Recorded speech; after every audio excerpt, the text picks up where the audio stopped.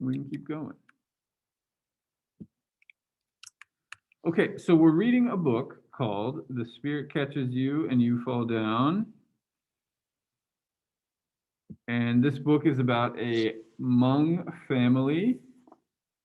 As you can see, this is the same picture. The picture on the cover of the book is the same picture that is in the slides here. She's wearing the same hat. Can you see the hat? It's inverted, I suppose. No, no, it's just inverted in my image there. Oh, Drissa has a question. Okay, we'd already moved on, Drissa. How does the extra credit work? Can anybody tell Drissa how the extra credit works?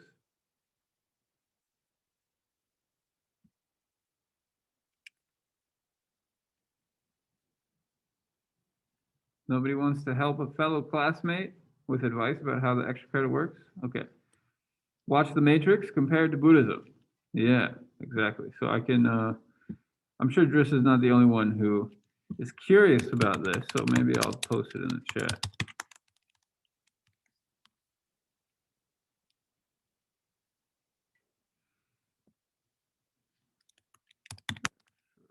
Reddit.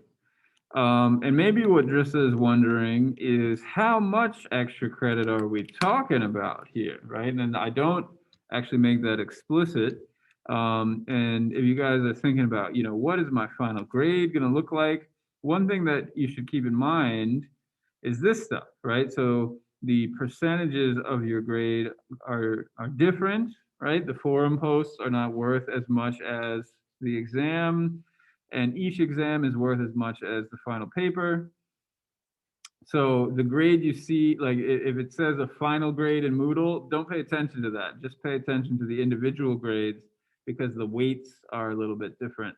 So coming back to the how much is the extra credit worth? What I usually do, and I'll have to crunch the numbers a little bit, but what I usually do is I add 1 point to participation. So if you have perfect participation, you participate every class, and you are clearly prepared, you can expect to get 10 out of 10. And then if you do the extra credit, then you'll get 11 out of 10, which might not sound like a lot, but it could be the difference between a B plus and an A. It could be the difference between an A and an A minus, whatever, right? So it will push you over the edge. So it's basically, as I'm calculating grades, if you're sort of on the fence between a B plus and an A minus, for example, do the extra credit, you'll definitely get the A minus, right? So that's how it will factor into your grade. It'll be part of the participation grade. So that's a good question. Now again, this is up to, it's not exactly my discretion. It's more, do you come to class? Do you participate? But this is where the extra credit will go. Other questions? Okay. So coming back here. Yeah, so this is a book about a family. Foa is the name of the mother. Here's her picture. Naukal is the name of the father. We don't have a picture of him. And Leah is the name of this daughter. There are actually many children in the family, but we'll mostly talk about Leah. And you might notice that she's in a wheelchair. Why is she in a wheelchair? I think this date is wrong. I think I fixed this in a different slide. I think it should be 1988. Oh, I didn't even put it on this one. Why is she in a wheelchair? Why is Leah Lee in a wheelchair? We don't know her whole story yet, right? We've only read part of her story, but I think we've read enough to make this connection. Epilepsy. Yeah, she has epilepsy, and that affects her life very deeply. So the beginning of the book, we start to learn about it, but it becomes, a bigger and bigger issue as we continue. So, yeah, just like Eric said, this term, the spirit catches you and you fall down, that's the name of the book. That refers to epilepsy. The way you pronounce this word is kaudape, if you're interested in that. I think I gave you these page numbers on a different slide. Page 305 to 306 toward the back. There's a note on orthography and pronunciation. So you can find, for example, kaudape. It says literally the spirit catches you and you fall down. The Hmong term for epilepsy, pronounced Kowdapay. Kowdapay. Kaudape. Um, what is this talking about? What is this spirit? What does this mean? Can we interpret this more literally? Other than epilepsy, what do these words refer to?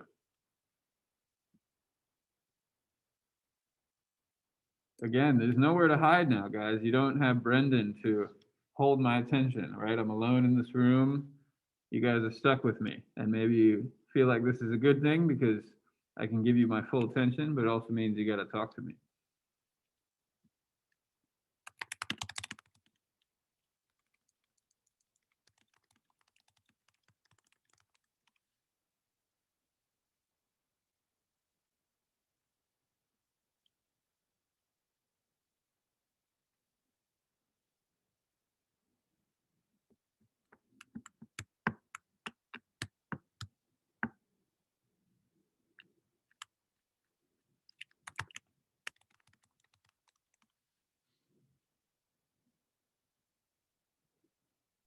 I think that disease, like, it is not like you manifest your state of dizziness like permanently. Sometimes you feel like you kind of fine, but when the manifestation start, you kind of fall down and show the manifestation of your disease. That's why they say the spirit catches you and you fall down. Okay, that's helpful. So what Drissa is saying is in epilepsy, people fall down, and yeah, Eric's saying something different. But what Drissa was saying is when people have epilepsy, they often fall down. Not every time, right? Not all day, every day, but sometimes they fall down and they start shaking, right? They have a seizure. And maybe you guys have seen people have seizures before. Maybe some of you have had seizures before. They're very scary and they're extreme. And so that's what this is talking about, is when the spirit catches somebody and they fall down. It's talking about these seizures. Now, Eric is expanding on that. They don't believe the modern medical reasoning behind the diagnosis, so they think it has to do with her being caught by bad spirit and she falls into a trance. Yeah, exactly.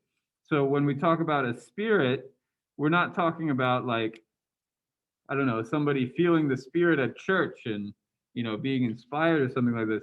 We're talking about a bad spirit. So this word dub, and I promise I won't force you to learn any Hmong language, but the dub is this guy, right? Is a malevolent spirit, which is a cause of disease and other problems. So when she gets caught by a spirit, it's kind of a scary moment, right? Because it means she's being hurt in a way, or she's being affected by this scary bad spirit. Does that make sense?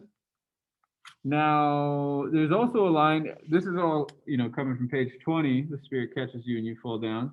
There's also a line on the next page saying Hmong epileptics often become shamans.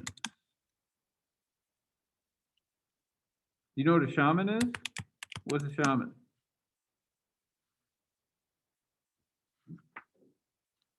And again, we're looking at page 21 for that quote, right after page 20.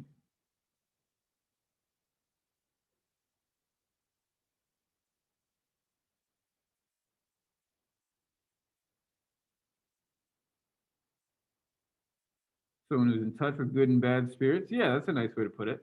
And it's bigger than just Hmong culture, right? So shamans could be, I believe the word comes from Mongolian, I think, or some Central Asian language, but definitely not Hmong. It's not a Hmong word. And so yeah, it's someone who's able to interact with spirits. So why do you think someone who has this problem, the spirit catches you and you fall down? Why do you think they would be good shamans? Why do they often become shamans?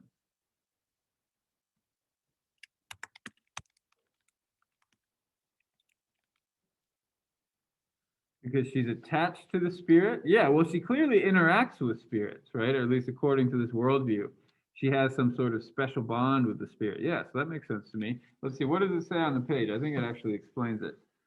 Their seizures are thought to be evidence that they have power to perceive things other people cannot see, as well as facilitating their entry into trances, a prerequisite for the journeys into the realm of the unseen.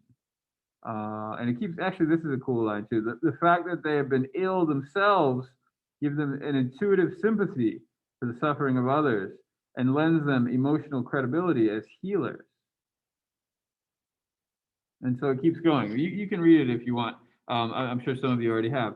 So yeah, there's this sense that just like Kristen is saying, because she is affected by these spirits, she understands them, right? Most people can't see them, right? Just because somebody here is dressed up like a bad spirit doesn't mean that everybody else can see them. But because Leah Lee has these experiences, then she understands them a bit better, right? With her own life, right? With her own body, with her own health. Okay, so that's good. We'll talk more about shamans in a little while. I just wanted to kind of jog your memory. The subtitle for the book is The Collision of Two Cultures. So what are the two cultures we're talking about here? What are the two cultures that are colliding? Again, it's the subtitle of the book.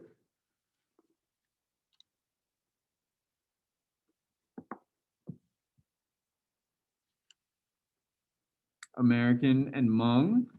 Okay, that's a good start.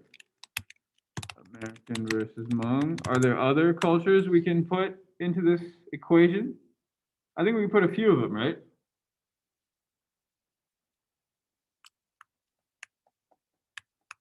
How about medicine versus religion? That's something we kind of talked about before, didn't we?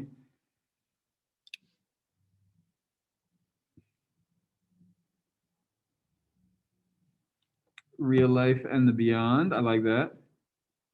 So we could say like what's another way of putting this? The empirical world and the spirit world, or even the body versus the spirit or soul.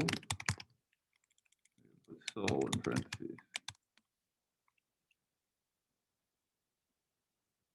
I like that. I think that's definitely relevant. I think there's a lot we could actually tie up with this, right? Maybe we've done enough here, but these are separate worlds for us a lot of the time, right? Maybe I can ask you. I don't know if you know the answer to this. So our author, the author of this book, her name is Anne Fadiman. So is Anne Fadiman an American doctor, or is she Hmong? Ooh, physics and metaphysics. I like that, Del. Yeah, that's great. Is Anne Fadiman a doctor, or is she Hmong? Is she from either of these cultures? Now you can see I narrowed it down a little bit. I didn't make it just American because technically, and this, I think an important point, Leah Lee is American, right? Fua, Naokao, their family, they're Americans, right? They live in America. So what we can talk about is a bit more specific. It's American doctors, right? American medicine. So is Anne Fadiman from either of these cultures? Does she like represent either culture? She's from both? She's a Hmong doctor? Now, what I meant is she understands both cultures. Yes. She understands both, but is she both? That's actually sort of a different statement. I think she's American doctor. Well, she's not a doctor. She is American, but she's not a doctor. Well, yeah. Yeah. She didn't go to medical school. she doesn't have the training that a doctor has, right? So I think Eric is correct to say that she's American, but I think it's also important to recognize that she's not a doctor. She's not from the medical community.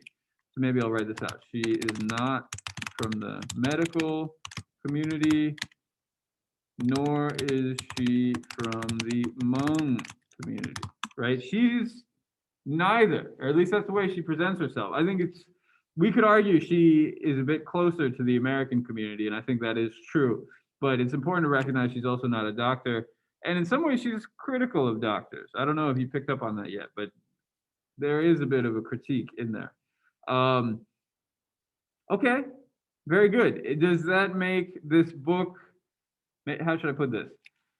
How does this affect the way in which this book is written? So how does the fact that she is not exactly from either culture affect the way that this book is written? Does that make her better or worse prepared to write this book? And you could really make an argument for both. I don't know if there's only one way to think about this. So yeah, Leo and Eric agree that she's able to see both sides. She's more unbiased. Yeah, I think that's true.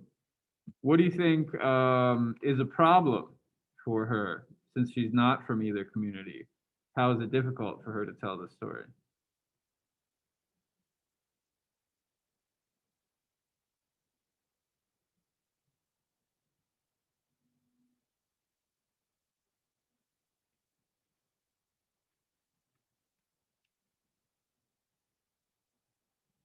Does she know Hmong?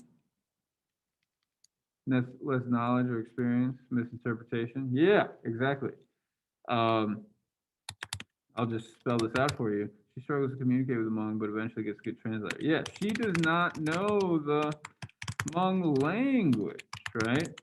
So it's difficult for her to even learn basic facts about the Hmong people, like Eric is saying, until she gets a good translator to help her out. And even after that, there's still some difficulties, which we'll also talk about as we continue. So, and we could say the same for medicine, right? She's not trained in medicine. There's a lot that she has to learn about medicine too. So I think one thing we can say about our author, Anne Fadiman, she's very smart. She's a skilled researcher. We could say she is a reporter.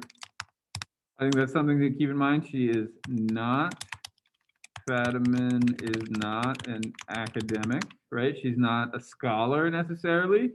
She is a journalist. You guys know these words, right? So that means this book was initially written as an article for the New Yorker. I think I mentioned that before. You guys know the New Yorker?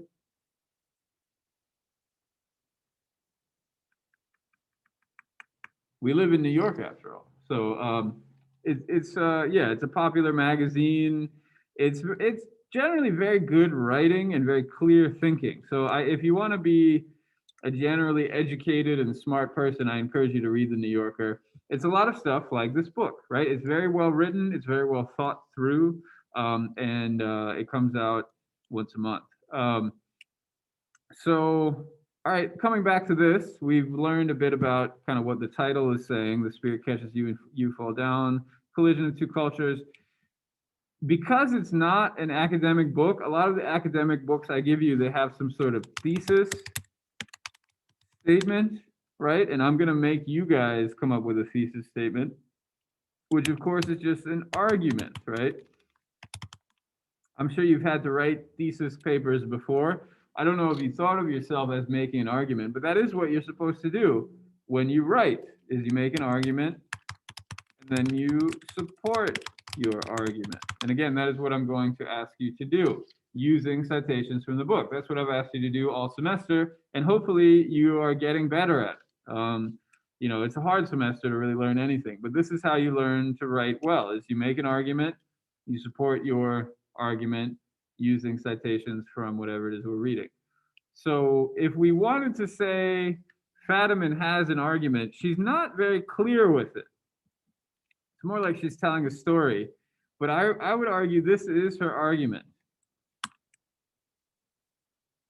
She doesn't really come out and say it, and maybe she has some other ones too.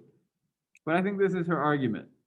And maybe I'll just put it in slightly different terms, that medicine is religion, that religion is society, society is medicine, and even economics are medicine too. Is medicine? No, economics are medicine. Do you agree with this? It's sort of an interesting statement. Do you agree that medicine is religion?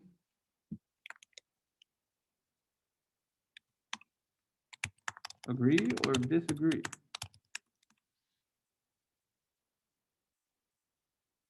And again, these are pretty open questions. I have my own opinions and thoughts, but I'd be curious to hear yours. And as we are making arguments, we need to support them, right? So Kevin agrees.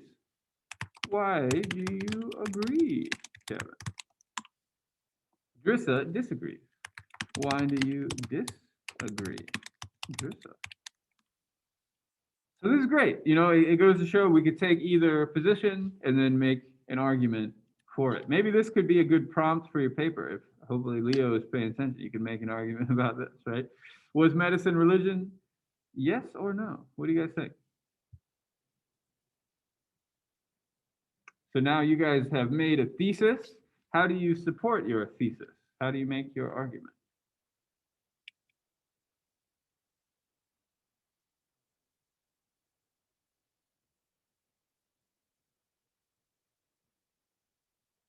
Attached to a divinity, okay. Karma, like you can get sick out of nowhere. Out of nowhere, you can be cured. I don't know if I'm making sense. Sorry. don't don't be sorry, Kevin. You're doing what I'm asking you to do, which is make an argument. So that's good. So Drissa is saying religion should have some idea of a divinity, a god maybe, or a spirit of some kind, and medicine does not. Right? Medicine does not have that sort of thing. Yeah, I don't think medicine is attached to it. Exactly. So those are two separate things for Drissa. Kevin is thinking about it a little differently. He's thinking, what I see Kevin thinking about is ethics. Kevin is thinking sometimes disease might be tied up with ethics. Can you guys think of an example where, let's call it disease instead of medicine, where disease and ethics are related to each other?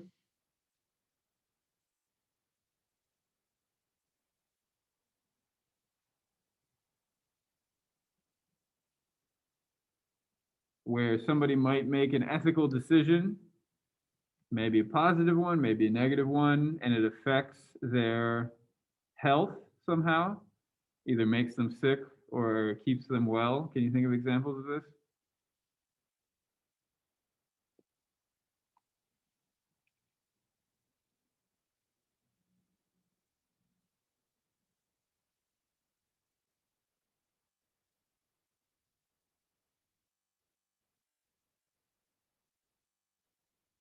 Okay, I'll try to type it out. So examples of a situation when someone makes an ethical decision, positive or negative, and it affects their health.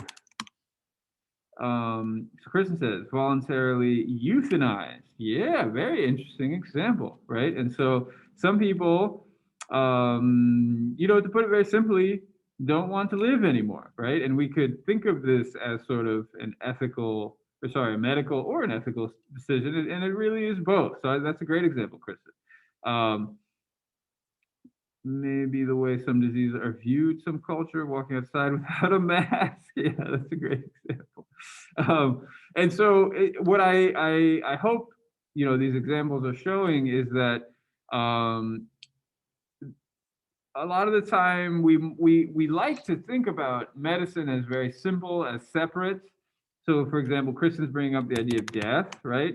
Is death medical or is death religion?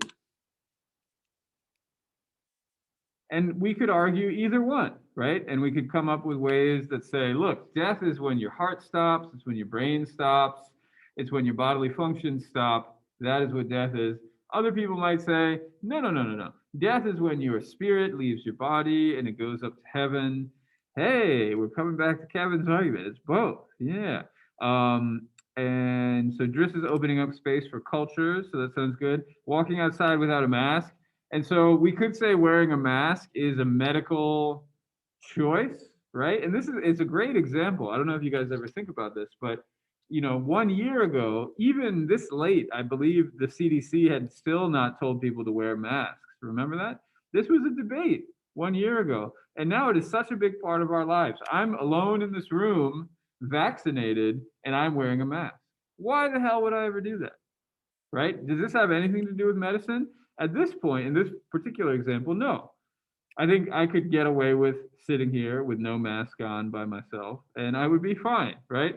And so it goes to show that in some cases this might be medical, but again, for me, I shouldn't have to wear a mask. I'm vaccinated. Now, I'm happy to do it because of other reasons, but it's worth thinking about what are those other reasons. And we could explore that together if you're interested. But as Kevin says, there is some overlap here, right? Medicine is very rarely off by itself, separate from the rest of society. And we can think of it that way. There are examples where a body is just a body, and doctors approach a body just as a body, and that can be useful. But what Fadman wants to say is that, like Kevin just said, is that they really mix together in very interesting ways too. Um, okay, what else do we got? Economics are kind of an interesting one. What is the relationship between medicine and economics? Are those related to each other? Yeah. What do those have to do with each other? More money, more healthcare. That should be like a song or something, right? No, do you guys know that song? More money, more problems. Some people who are better off are able to get better health care. Without money, medicine can't function properly. Yeah. Yeah, this is the foundation of our medical system, right? Is that you got to pay money in order to get health care. Um, without money, yeah. And money funds research for medicine, right? This is often how it's kind of defended is like, for example, we need money to produce new antibiotics as old antibiotics become less useful. Doesn't our tax go to that as well? Yeah, well, we're getting into some interesting territory here, right? Where we're bringing in politics. Is like how much tax money should go toward medicine. Some of it does, right? Medicaid, Medicare, these sorts of programs. But should a lot of it? Should a little bit of it? Um, One thing we're kind of talking about is the commodification of medicine. Remember the commodification of mindfulness on the exam? Hopefully, I'm not giving anybody PTSD here, but what does it mean to commodify something, which of course comes from commodity? What is a commodity? Commercialize something. Commercialize? Yeah, exactly. Turn it into something that can be bought or sold, a good and service. Yeah, adjust. Um, yeah. So commodity, commodify. Oh, Kevin is thinking of modify. It's actually different. So this is thinking about commodity. Look up commodity. So that's a noun. Um, and then commodify. Commodify is the verb. And so commodification of medicine is to turn medicine into something that can be bought and sold, right? Can you imagine another way? What would medicine be if it were not a commodity? Can you imagine it not as a commodity? What would medicine be if it were not commodified? Can you imagine that world? What would a healthcare system that is not commodified look like?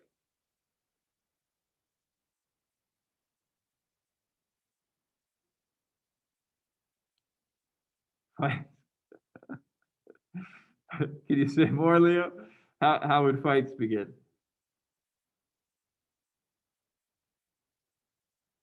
Everyone wants to get the best for themselves or their loved ones. Yeah, well, and we still live in that world, don't we? Um, Well, let's think about it. Let's say you guys are the doctor, I'm the patient, I have some bleeding wound in my gut or whatever, and I'm in trouble, time is short, and let's say I don't have any money. Would you guys perform the surgery on me if you're a doctor?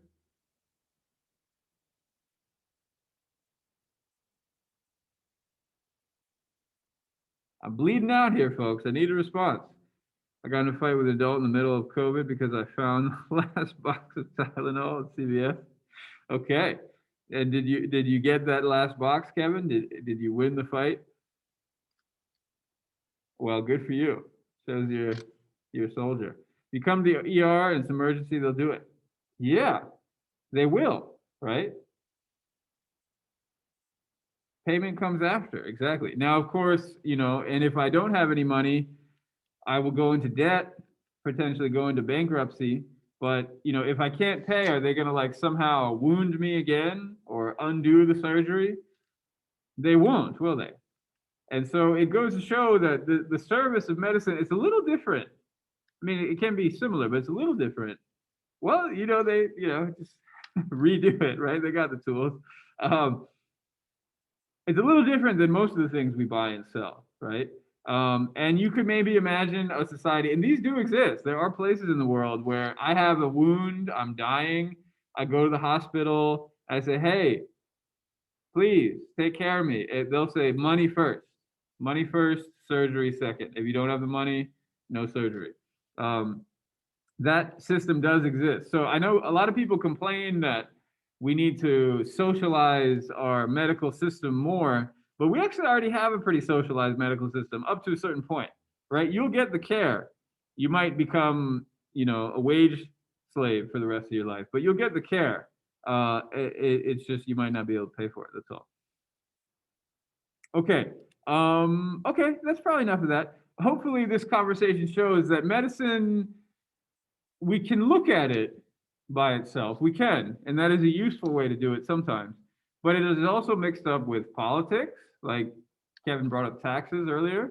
It's mixed up with money, with the economy. It's mixed up with social values, right? Like how, for example, Kristen brought up euthanasia, right? Should that be legal? Should it be illegal? Something we talked about in my other class is abortion, right? And so that's another pretty tricky political, religious, social issue, right? Laws come in and try to regulate medicine about what is right and what is wrong.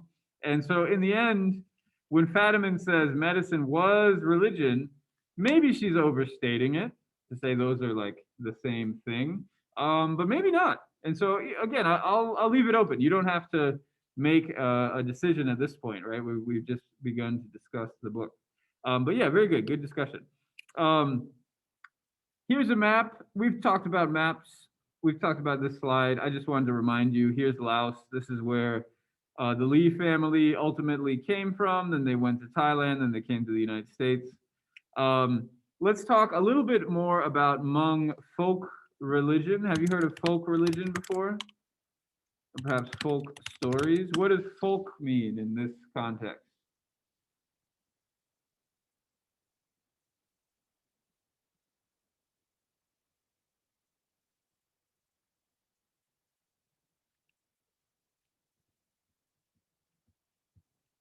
Another way to talk about it is popular religion, and this is it's kind of it's a useful term.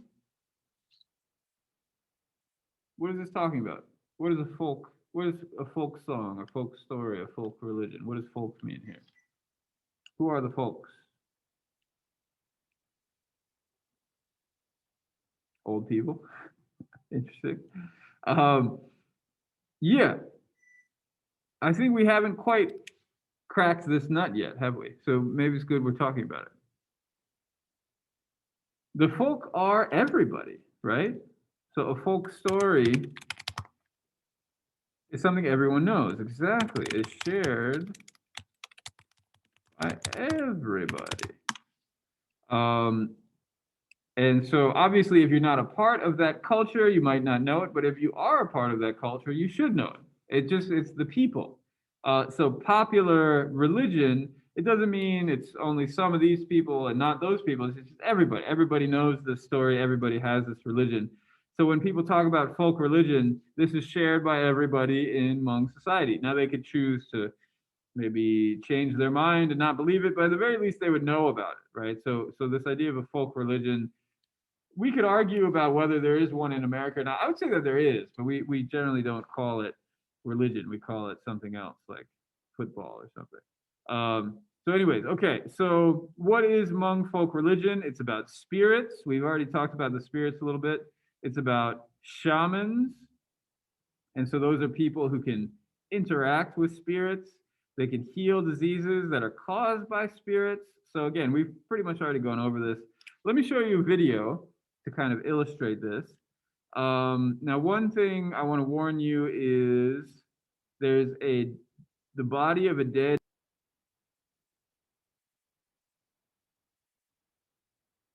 If you just saw the ritual, you might not be able to answer it, but because there's the text down there, you probably saw. Where did it take place?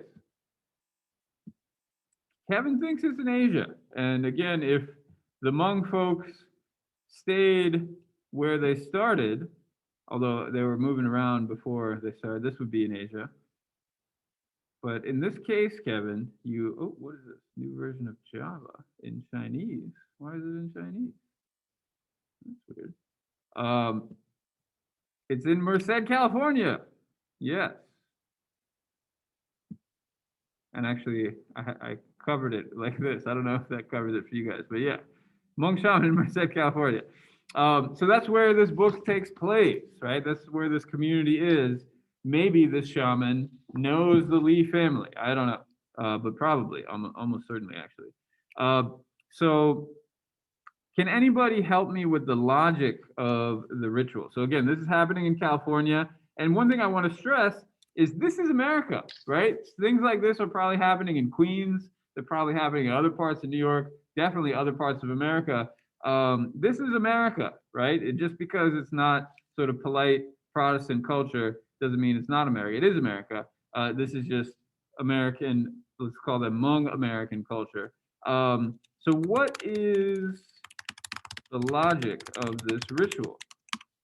Why is I guess, first of all, what is the problem? What is the disease? And what are they trying to do to fix the disease?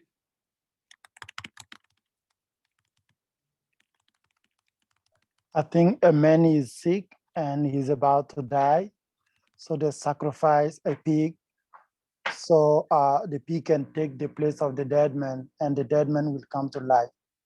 Okay, that's pretty close. There are a few of the diseases are a little bit different, but that's pretty close. Yeah, killing the disease, switching the soul. Yeah, they're switching the soul. Actually, I drew a picture for the last class. I think it kind of helps. And one reason we drew the picture is because we were talking about, do they eat the pig or not? Maybe I'll ask you guys. I'll use the word should. Should they eat the pig after the ritual or not? Kevin says no. Yeah, that's what somebody else was saying in the other class, and I was saying yes. Why do you say no, Kevin?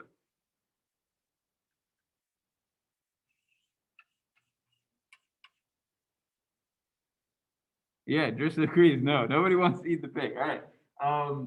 So I'm going to draw the picture, but please explain why you think no as I'm drawing.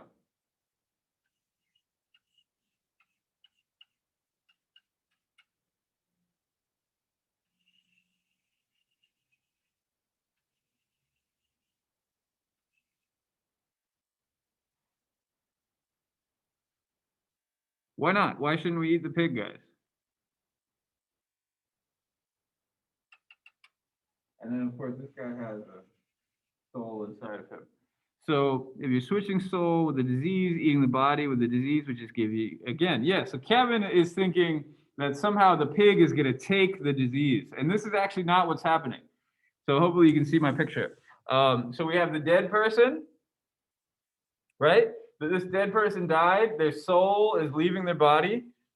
The soul is thinking, oh, I want to eat that soul, right? And so he's endangering the soul. And in fact, this issue is called soul loss, right? So the person, I don't think I give you this term here, but soul loss. This person has I can even write it for you. Has lost his soul. And I know when we say you lose your soul, that's like a big sort of Christian idea, but that's not what we're talking about here. He has taken the soul of this person. Let's just make it small now. This person has lost his soul and he feels bad about it, right? And so what this ritual is doing is now they take a pig,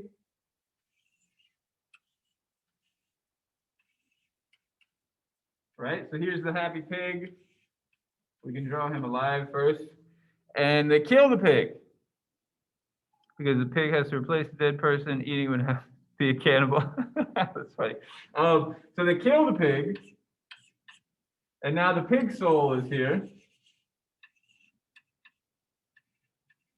Right? Maybe he's not happy anymore. I don't know. We can make him happy. And so now the dangerous spirit turns around and he's going to go after this soul instead. He's going to leave this soul alone, and now this soul can go back to its original owner. You guys see that? Hopefully you can see my picture. And so now when they're gone, so let's say this is gone, now we can eat the pig, right? Because the pig's body is still good. His soul is gone, but the body is still good. Do you see what I'm saying there?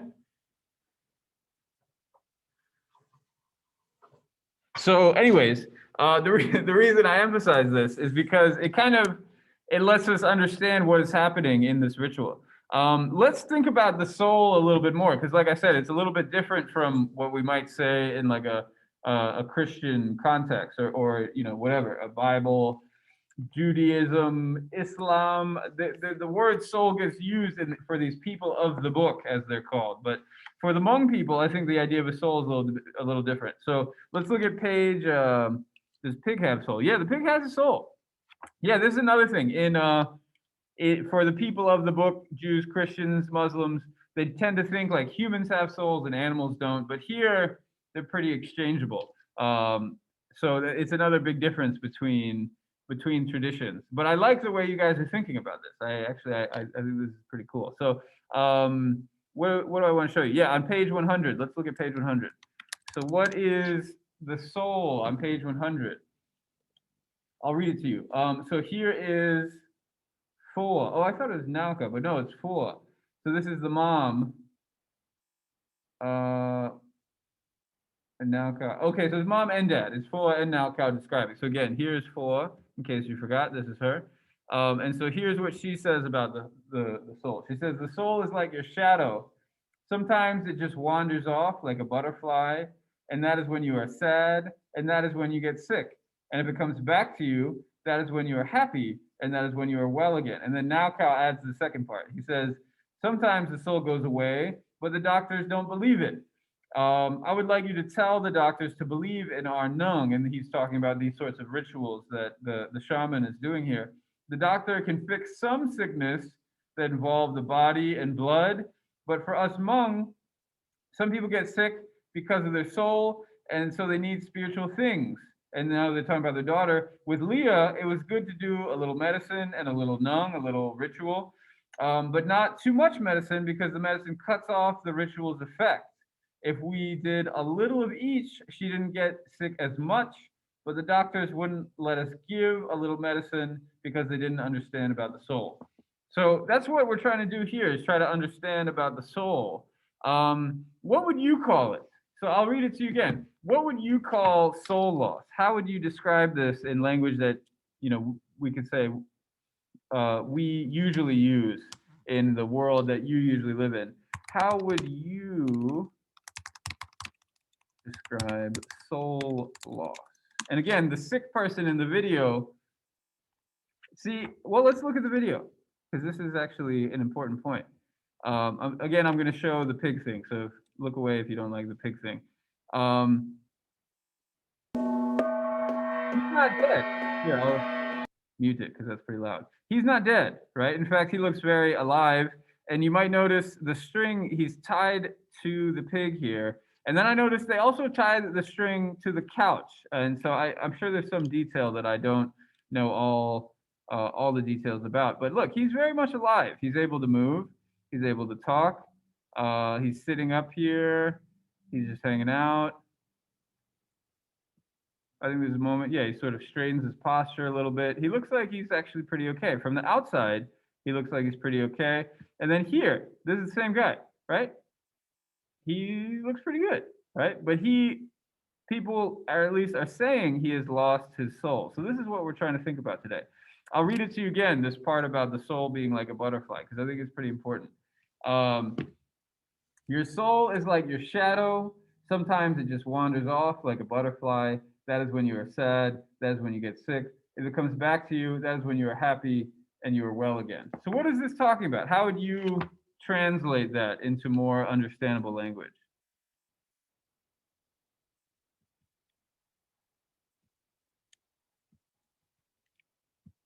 What is this describing?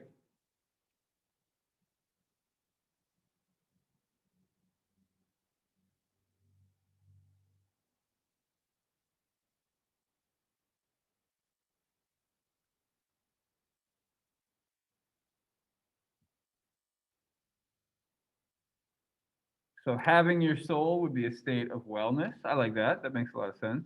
What about when you lose it? A state of unwellness, empty. You guys ever feel this way? Unwell and empty?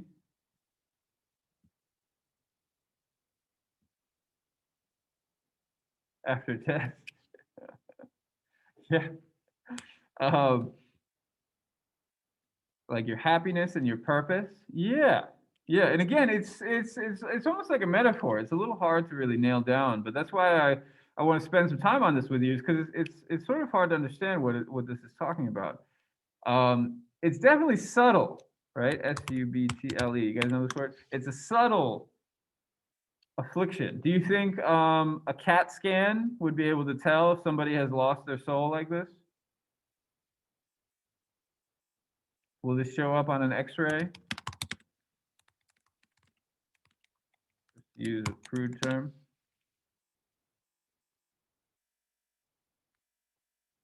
No, I don't think so. Right? I think most tests will not show this. It maybe your blood pressure. No, probably not that either. Right? This is something a little more subtle. Can you think of either medical or maybe psychological conditions that might correspond to this?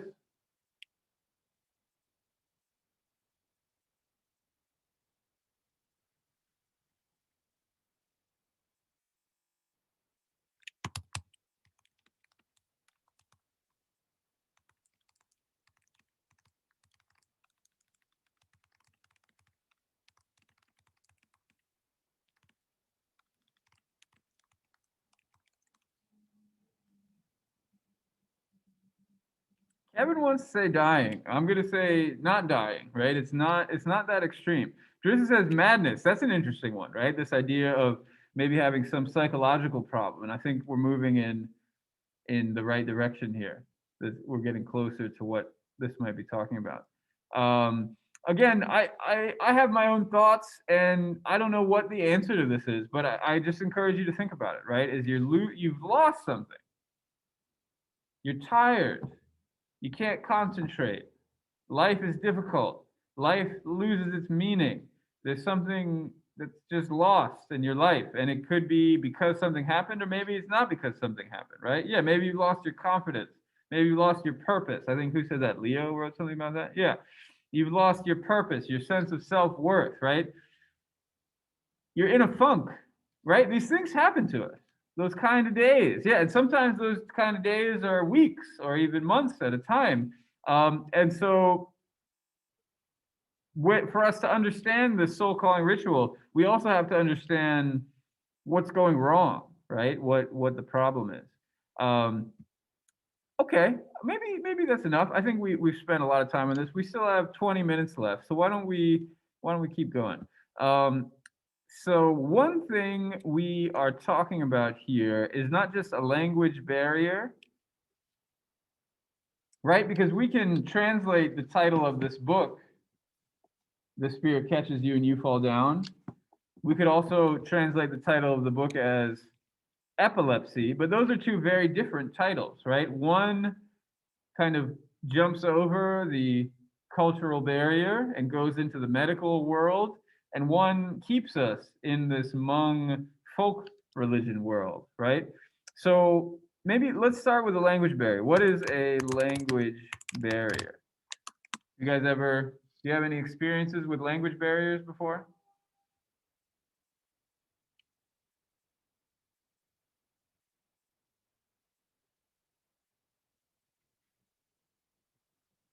Yeah, me too.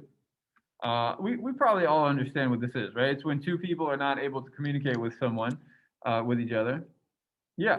And, again, regardless of what language you speak, it's whenever you meet someone who does not speak the same language as you, right? And um, even if one person can speak a little bit of the other person's language, sometimes there's still a barrier, right? A barrier to communication. I've definitely had this experience when I'm in China, when I'm anywhere, really. You can find many examples here or there or everywhere in between. How is that different from a cultural barrier? That's a more interesting question, a more difficult question. What is a cultural barrier? And if you have any examples, I'd love to hear them of what a cultural barrier might be. You don't know the culture. Yeah. Can you think of any examples? Have you ever been traveling or been in America and encountered a cultural barrier? Can you think of anything like this? Going to Spain? What sort of cultural things did you encounter there?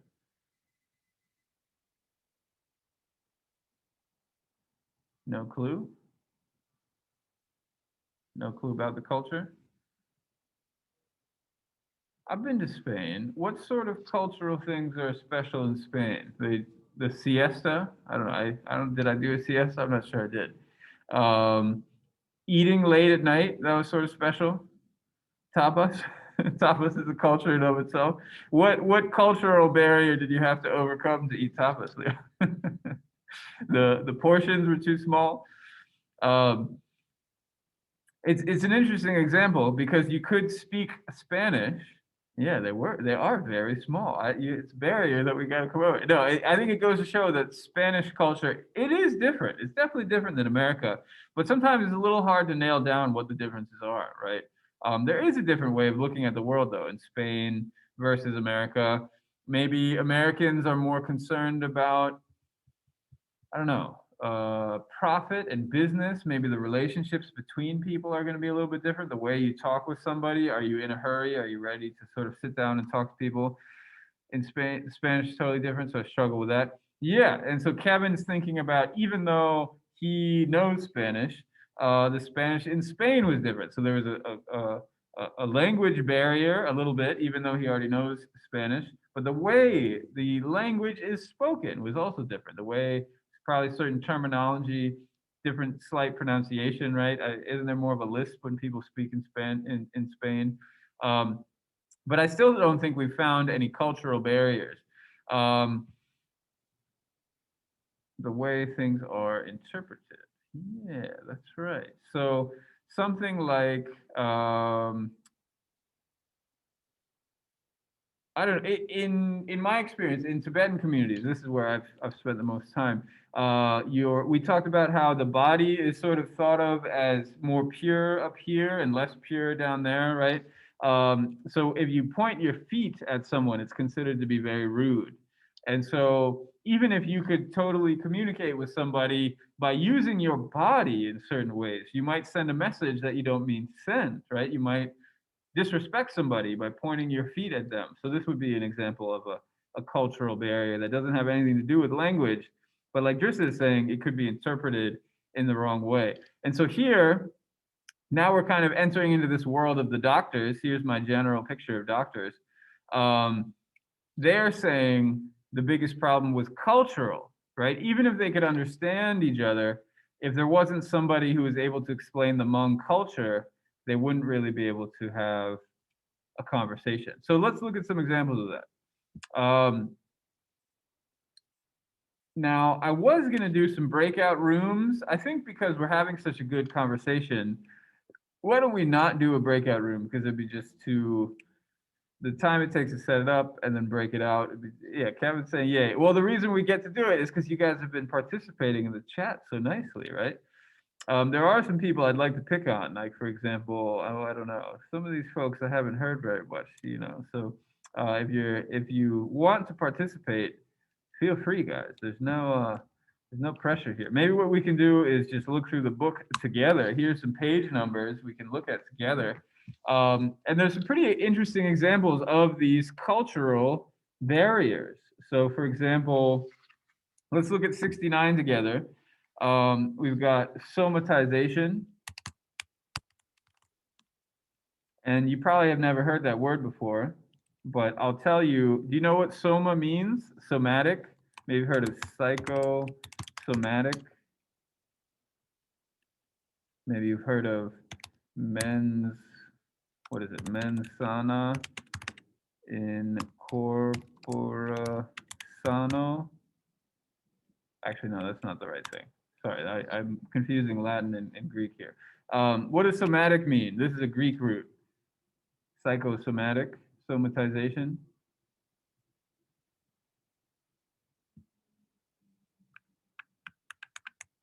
Psycho means mind. It usually is talking about some disorder between the mind and the body. So somatic is body. So somatization, if we look up here on page 69, we've got somatization, and they're calling this when emotional problems express themselves as physical problems. It's sort of an interesting point here. So, like if we look at the next page or the bottom of that page, Hmong people will come in and they'll talk about pain. They'll say they have pain, and then on the next one, the doctors are talking to each other. The physician's assistant is trying.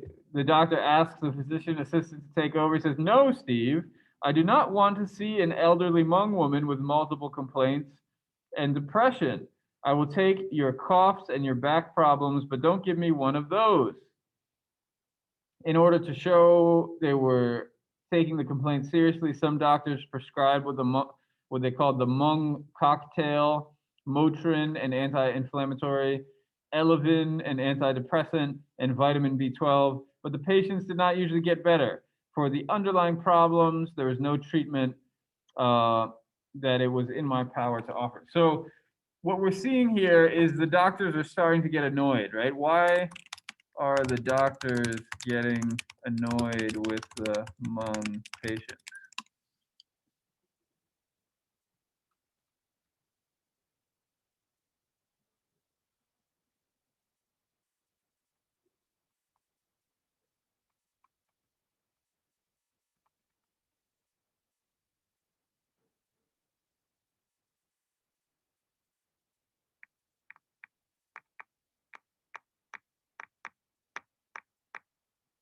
The doctors just want to do their job, right? So, you know, these, again, it's just like a stock photo I found on the internet somewhere.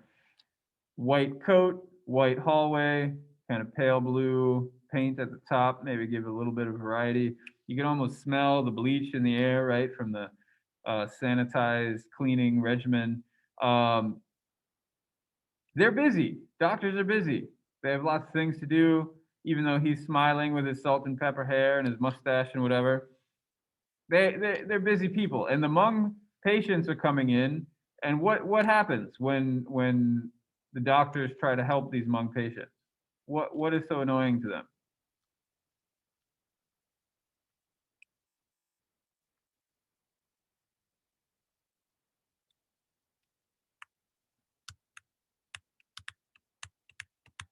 Come on, guys, you got to play along with me. I did you the favor of no breakout room. What is this thing, somatization? I mean, I just read it to you. You're thinking, okay, all right. Maybe I apologize for being impatient, Kevin.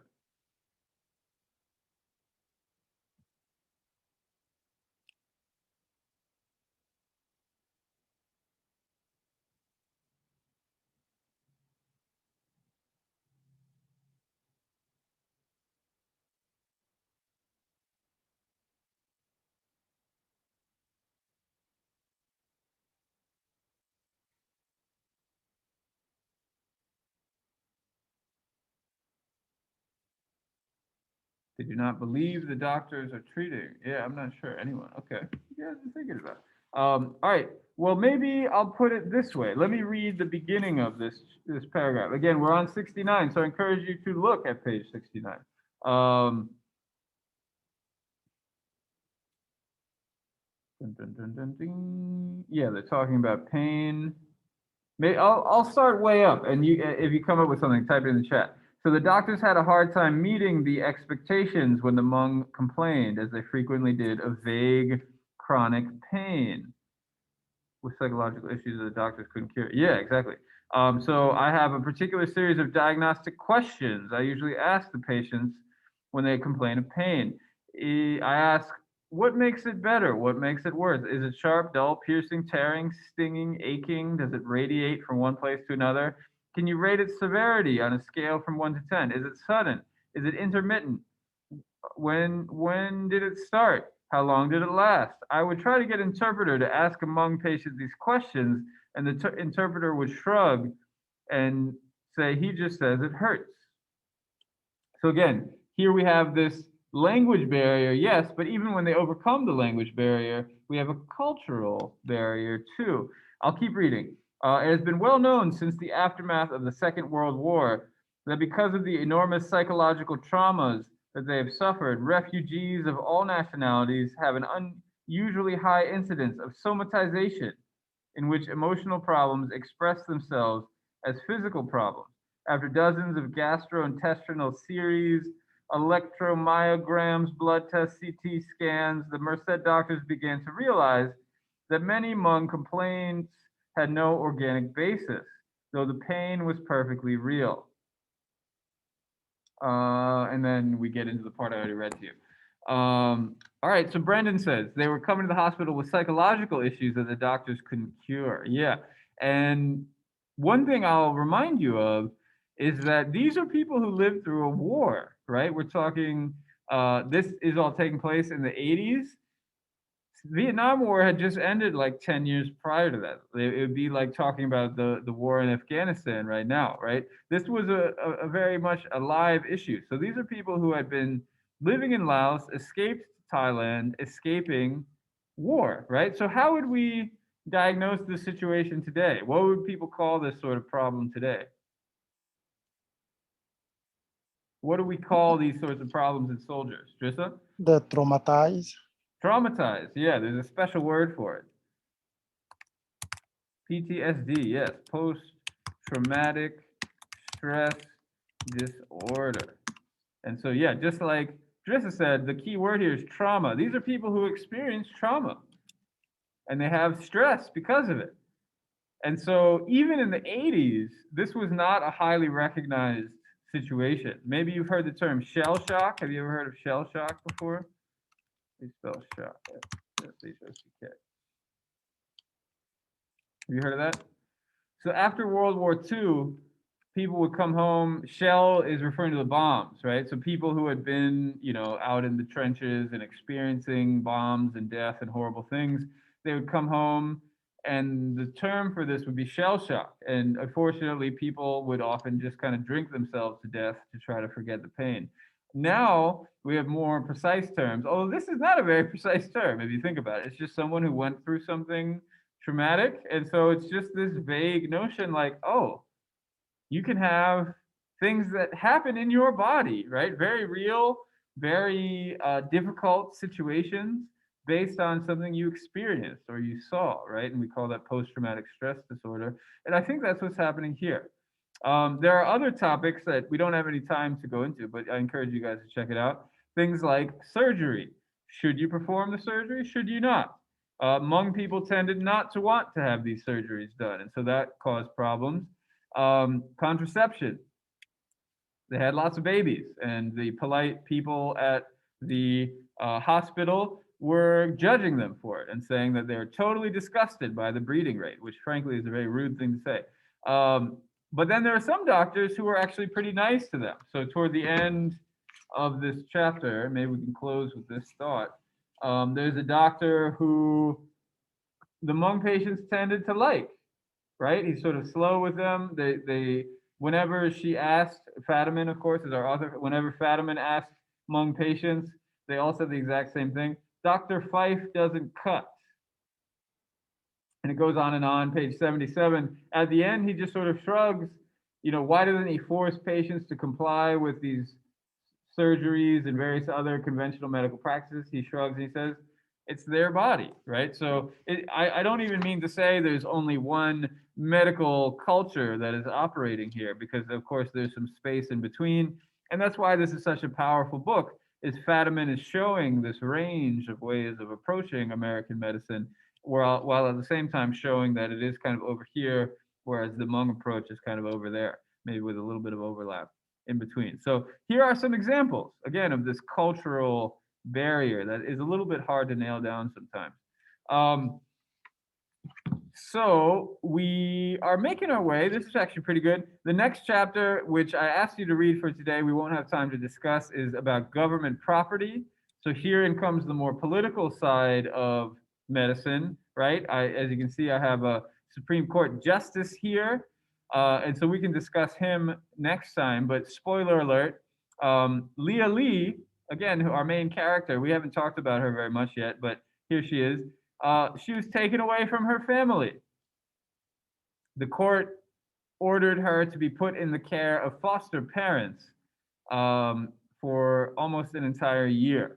And so you can imagine, right, from the child perspective, from the parents' perspective, this is difficult. This is a very difficult decision. And I don't mean to say that it's necessarily 100% wrong. I don't mean to say it's right either, but it's a very difficult situation. And so this is something we can talk about next time. Was this the right thing to do? And I probably will force you to do breakout rooms next time, so come prepared. Was this the right thing to do, to take Leah Lee away from her family? What was the court thinking? What were the doctors thinking? And then what do you think it was like for the Lee family? And what else could have been done? So we'll leave that open for now. It'll be a cliffhanger. Okay, it's time. Any last thoughts or questions?